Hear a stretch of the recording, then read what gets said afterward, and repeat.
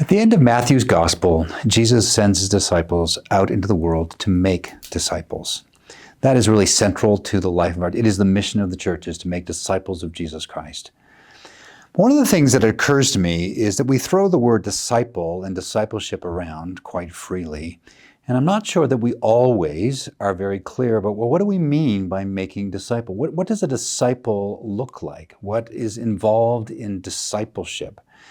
I think without defining that or understanding that in some way, we could say, well, I'm discipling, and we may be discipling in a certain area, but not in all areas.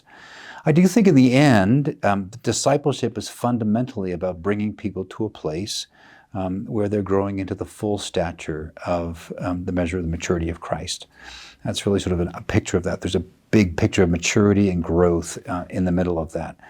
But there are a lot of things that are involved in that growth that are discipleship issues. I want to think through over the next number of weeks a number of those issues and how we think about discipleship, so that rather than saying we're discipling, we're being careful, at least thoughtful about, are we doing this while we're doing discipleship? So there are a bunch of things that I think are at the heart of discipleship. Certainly, an understanding of the Scriptures is part of Christian discipleship. Teaching in the Scriptures, understanding the Scriptures, and there's some of that has got to do with habits as well, but reading the Scriptures.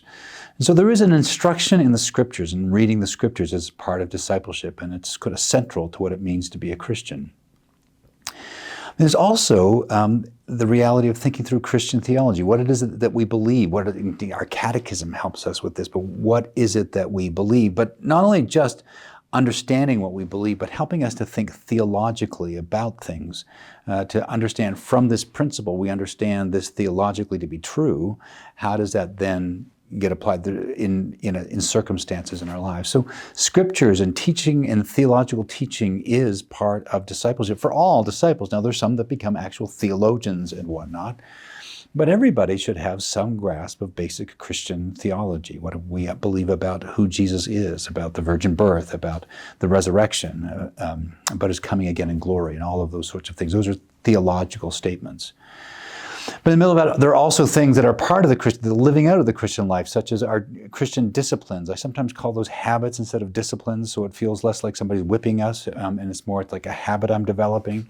But there are just disciplines of the faith, or habits of the faith, habits of prayer, habits of public worship, like actually going to church on Sunday is an actual habit of Christian faith, the reality of those sorts of things. So those things matter as well.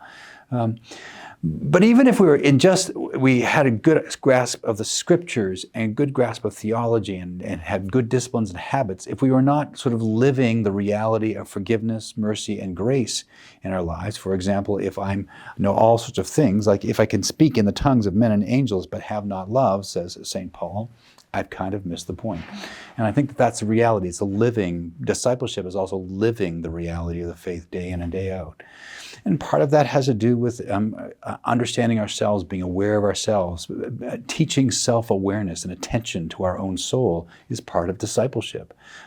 There are various realities, things that are practical things that what we call praxis, that are part of discipleship. So over the next number of weeks, I want to explore some of these things as we think about what discipleship means.